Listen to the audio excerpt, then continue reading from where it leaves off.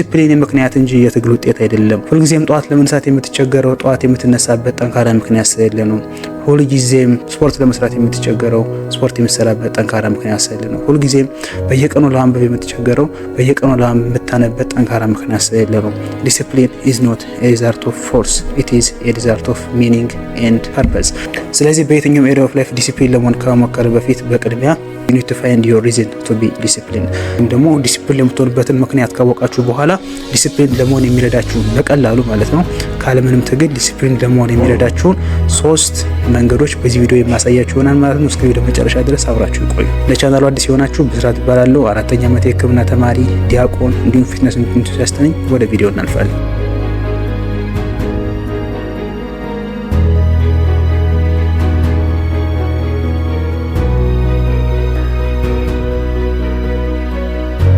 በየትኛውም ኤሪያ ኦፍ ዮር ላይፍ ላይ ዲሲፕሊን ለመሆን ከሚረዱ ዋነኛ ኮንሰፕትስ የመጀመሪያው ዶንት ሪላይ ኦን ዊል ፓወር የሚለው ኮንሰፕት ነው። ይህ በጣም ስትሮንግ የሆነ ኮንሰፕት ነው። እኔ በፊት ዲሲፕሊን ሲባል የሚመስለኝ ከራስ ጋር መታገል፣ ራስን ታግሎ ማሸነፍ፣ ሁልጊዜ ራስን መቆጣጠር ይመስለኝ ነው ዲሲፕሊን ማለት። ግን ዲሲፕሊን ማለት ሁልጊዜ እንደዛ አይደለም። ምክንያቱም ሁልጊዜ ራስን በመቆጣጠር ላይ ዲሲፕሊን ዲፋይን የምናደርገው ከሆነ ዊል ፓወር ዊል አልቲሜትሊ ፌላስ። ዊል ፓወር የሚባለውን ነገር ራሳችን ኮንትሮል ማድረግ አንችልም። ምክንያቱም በ1990ዎቹ በተሰራ ኤክስፐሪመንት መሰረት ግሩፕ ኤ እና ግሩፕ ቢ ተብሎ የተከፈሉ ሪሰርች ሳብጀክቶች ነበሩ። እነዚህ ሁለቶችም የቀረበላቸው ኩኪስ እና በእኛ ሀገር ቀይ ስር ብለን የምንጠራውን ቬጂቴብል ነው። ሁለቶችም ግሩፕስ ኦፍ ፒፕል መመገብ የፈለጉት ኩኪ ወይም በተለምዶ ኩኪስ ብለን የምንጠራውን ምግብ ነው። ነገር ግን ግሩፕ ኤ ላይ የተመደቡ ሰዎች እንዲመገቡ የተፈቀደላቸው ኦንሊ ቀይ ስር ብቻ ነበር። ግሩፕ ቢ ላይ ደግሞ የተመደቡ ሰዎች ኦንሊ ኩኪስ ብቻ ነበር እንዲመገቡ የተፈቀደላቸው። መብላት የሚፈልጉትም ኩኪስ የሚባለውን ምግብ ነው። አፍተር ሰም ታይም እንግዲህ ከዚህ እንትን ኤክስፐሪመንት ላይ እንደምትጠብቁት ዘማርሽሜሎ ኤክስፐሪመንት ይባልም ነበር። እንደዚህ የተመሰለ ኤክስፐሪመንት እና የምትጠብቁት ነገር ራሳቸውን ዲስት ያደረጉ ሰዎች ራሳቸውን ኮንትሮል የሚያደርጉ ሰዎች ዘ ዊል ጌት ቤተር አት ኤኒቲንግ ብላችሁ ነው የምትጠብቁት። ግን በዚህ ኤክስፐሪመንት የሆነው ነገር የዛ ተቃራኒ ነው። ራሳቸውን ኮንትሮል ሲያደርጉ የነበሩ ሰዎች በቀጣዩ ኤክስፐሪመንት ላይ ፐዝል ሶልቭ እንዲያደርጉ ነበር የተሰጣቸው፣ ሁለቱም ግሩፕስ ኦፍ ፒፕል ማለት ነው። ፐዝል ሶልቭ ሲያደርጉ ግን በቀላሉ ከዛ ፐዝል ላይ ጊቭ አፕ ያደረጉት ሰልፍ ኮንትሮላቸውን ብዙ ኢንቨስት ያደረጉት የግሩፕ ኤ ሪሰርች ግሩፕ ሜምበርስ ናቸው ማለት ነው። ግሩፕ ቢቢዎች የተሻለ ጊዜ ከዛ ኤክስፐሪመንት ላይ ስቲክ ማድረግ ችለዋል። ያን ፐዝል ሶልቭ ለማድረግ ብዙ ኢነርጂ ኤክስፔንድ ማድረግ ችለዋል ማለት ነው።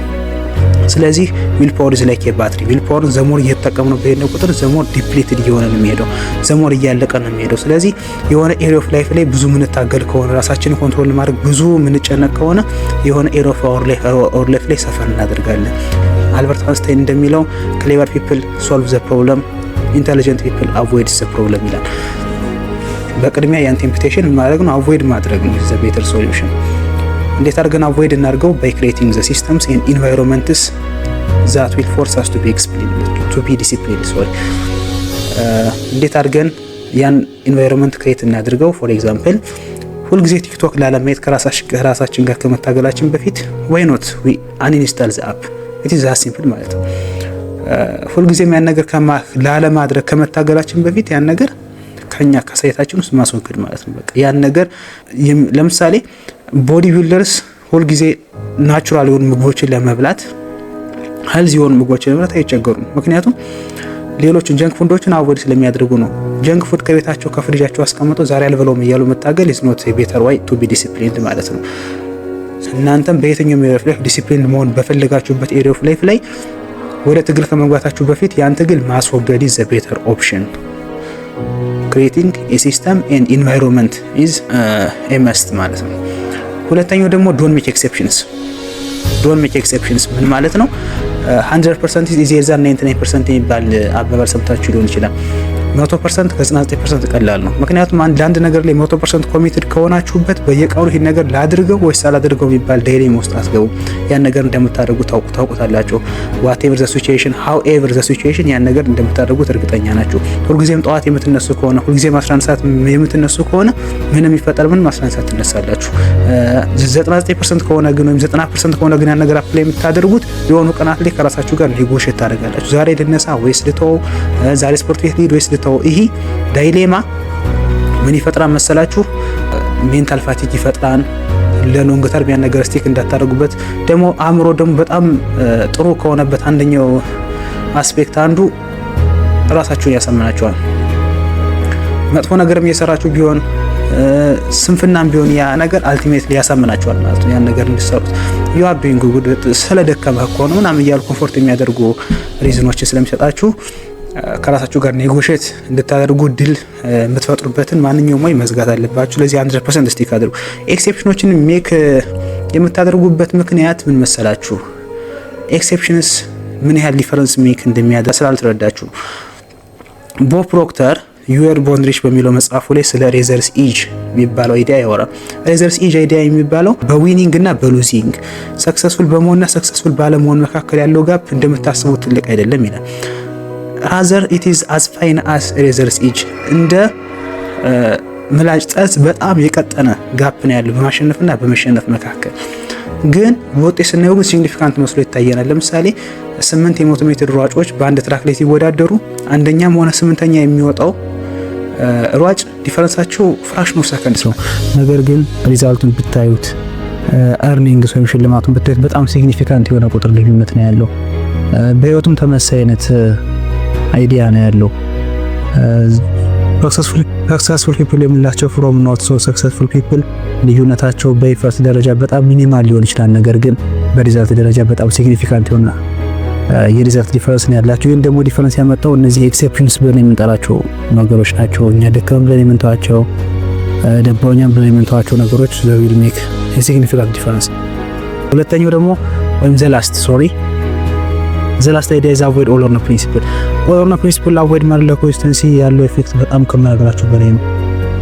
ኮንሲስተንሲ ማለት ሁልጊዜም በየቀኑ 100% አቬይብል መሆን ማለት አይደለም። ዛሬ 30% ሊሆን ይችላል፣ ነገ 40% ሊሆን ይችላል፣ ነገ ወዲያ 100% ሊሆን ይችላል። ነገር ግን ኢንዌስ ሾው አፕ ማድረግ ነው። ሪጋርድለስ ኦፍ ዘ ሲቹዌሽን በህይወት ውስጥ መጥፎም ሆነ በጎ አጋጣሚዎች ሊፈጠሩ ይችላሉ።